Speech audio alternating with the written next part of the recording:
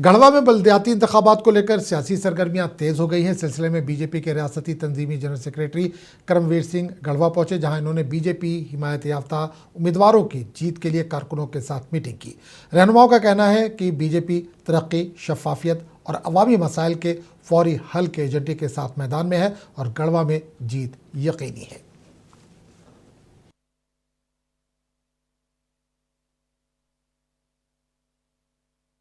आंदोलन किया उसके लिए कोर्ट का एक आदेश के कारण से, और प्रदेश सरकार ने चुनाव करा रही है। बीजेपी ने कहा कि इसको ईवीएम से चुनाव कराना चाहिए, दलीय चुनाव कराना चाहिए, तो उसको मालूम है सरकार को कि हम जीत नहीं पाएंगे, इसलिए उन्होंने ईवीएम से नहीं कराया, बैलेट से चुनाव कराने का प्रयास किया है। और उसके बाद भी 48 इकाइयों में भाजपा की सरकार बनेगी, शहर की सरकार बनेगी। भारतीय जनता पार्टी समर्थित कंचन जायसवाल जी को भारतीय जनता पार्टी ने अपना समर्थन दिया है और इस चुनाव की गंभीरता का आप आकलन ऐसे कर सकते हैं कि हम लोग के संगठन महामंत्री आदरणीय करमवीर जी यहाँ पर कुछ चुनावी टिप्स देने आए। मतलब यह चुनाव हमारे लिए काफी अहम है। नगर पंचायत की सरकार भारतीय जनता पार्टी के अगर हाथ में रहेगी तो हमें लगता है कि आज जिनका सरकार है राज्य में, उनके भ्रष्टाचार पर अंकुश लगाने में थोड़ा हम कामयाब होंगे और आम जनों को नागरिक की सुविधा देने में हम सफल हो पाएंगे। और मैं आपको बता रहा हूँ, आज का यह चुनाव एक तरफा कंचन जायसवाल के पक्ष में है और धीरे धीरे और भी स्पीड से बुलंदी की ओर बढ़ रहा है।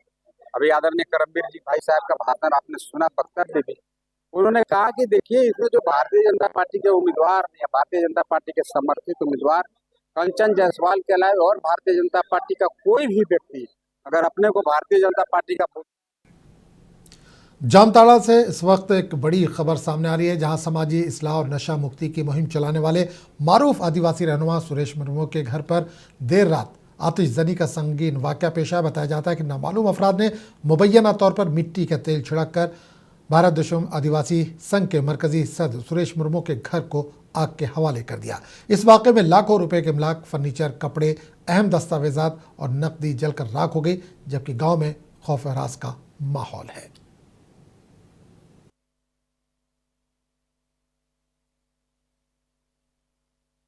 मामला ये है कि विगत आज रात 12 बजे और 1 बजे के बीच में कुछ गुंडे आकर मेरे घर को जला दिया गया है। मैं भारत दुश्मन आदिवासी संघ का केंद्रीय अध्यक्ष, घर को जला दिया गया। उस टाइम हम लोग सोए हुए थे और जब हम उठे तो देखे पूरा घर जल रहा है और घर में धान सब और चावल सब जल गया। क्यों ऐसा हुआ? जहाँ तक हम लोग शराब नशापन समाज को बनाना, ये हम लोग गंभीरता से उठा रहे थे। जो जतरा, ड्रम, ऑर्केस्ट्रा, फुटबॉल गेम, इस सब के बारे में हम लोग बोल रहे थे कि समाज को बचाना है, तो इस सब पर थोड़ा रोक लगाना है। जामताड़ा के पागडी और सरकील्डी मैदान में हफ्ते की देर रात जश्न मौलूद काबा और ज़ियारत हरमैन शरीफैन कॉन्फ्रेंस का शानदार इनेकाद किया गया। रंग बिरंगी रोशनी और खूबसूरत सजावट के दरमियान बड़ी तादाद में अकीदतमंदों ने शिरकत की। कुरान पाक की तिलावत से आगाज़ होने वाली इस रूहानी इज्तिमा की क़यादत मौलाना मज़हरुल क़ादरी ने की। नातिया कलाम, खिताब और इज्तिमाई दुआ के साथ प्रोग्राम इख्तिताम पजीर हुआ, जबकि लकी ड्रॉ के ज़रिए 2 खुश नसीबों के लिए उम्रे का ऐलान भी किया गया, जिससे मजमे में खुशी की लहर दौड़ गई।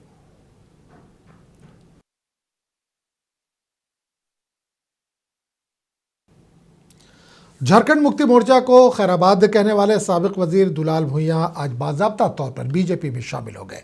दुलाल भुइयां हज़ारों हामी और कारकुनों के साथ रांची पहुंचे। महाशिवरात्रि के मुक़द्दस मौके पर दोपहर करीब 1 बजे इन्होंने बीजेपी रियासती दफ्तर में पार्टी की रुकनियत इख्तियार की।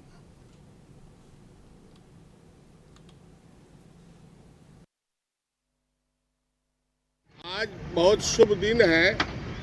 महाशिवरात्रि के दिन भारतीय जनता पार्टी में शामिल होने जा रहे हैं और झारखंड मुक्ति मोर्चा को अलविदा कर रहे हैं। आज का दिन एक पवित्र दिन है और भाजपा का विचारधारा पर मैं प्रभावित होकर माननीय प्रधानमंत्री का काम को देखकर, उनके कार्यशैली को देखकर मैं बहुत प्रभावित हुआ। इसलिए आज भारतीय जनता पार्टी के प्रदेश कार्यालय रांची हम लोग पहुंच रहे हैं पूरे दलबल के साथ, पूरे हुजूम के साथ।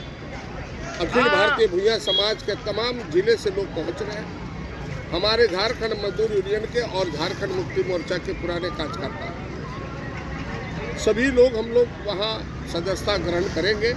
आज का सदस्यता ग्रहण समारोह रांची के राजधानी झारखंड में 1 बजे से है। क्यों छोड़ रहे झारखंड मुक्ति मोर्चा, क्या कारण? झारखंड मुक्ति मोर्चा क्यों छोड़ रहे हैं? आज का झारखंड मुक्ति मोर्चा जो है ये हेमंत सोरेन का एक पॉकेट सस्ता बन गया है। और झारखंड जब था, दिसम गुरु शिबू सोरेन जब से अस्वस्थ हो गए तब से झारखंड जो है ना बीमार घोषित हो गया। धनबाद के बैंक मोड़ थाना इलाके में इतवार की सुबह उस वक्त सनसनी फैल गई जब पंडरपाला में नाले से एक अधेड़ उम्र शख्स की लाश बरामद हुई। इतला मिलते ही पुलिस मौके पर पहुंची और लाश को नाले से निकालकर तफ्तीश शुरू की गई। मुतवफ़्फ़ी की शिनाख्त पंडरपाला के रिहायशी आफ्ताब के तौर पर हुई है। पुलिस के मुताबिक मुतवफ़्फ़ी ज़हनी तौर पर अलील था और इब्तदाई तौर पर इम्कान है कि भटकते हुए नाले में फिसलकर गिरने से इसकी मौत हुई। लाश को पोस्टमार्टम के लिए भेज दिया गया है और रिपोर्ट आने के बाद ही मौत की असल वजह वाज़ेह हो सकेगी।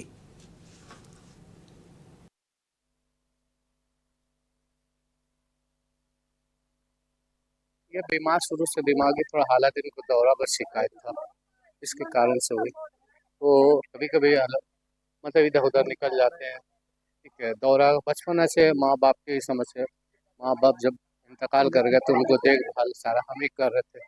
छोटा भाई बड़ा जब होगा छोटा समझ के चल कर रहे थे।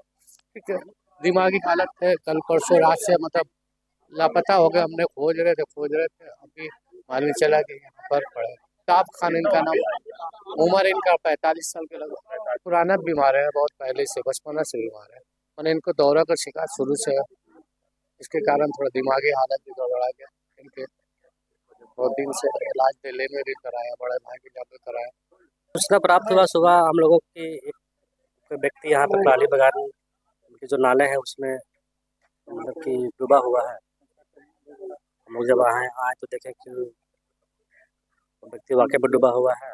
पांडरपाला के ताप खान नाम के एक व्यक्ति हैं और वो दिमागी रूप से विक्षिप्त है और इसी दौरान जो है नाले में डूब गया और उनकी मृत्यु हो गई। ये बताया गया कि ये बचपन से ही इनके दिमाग की हालत ठीक नहीं था, यहाँ था घूमते रहते थे और इसी में जो है कि इधर आया हम लोग और इस तरह से डूबने से थी।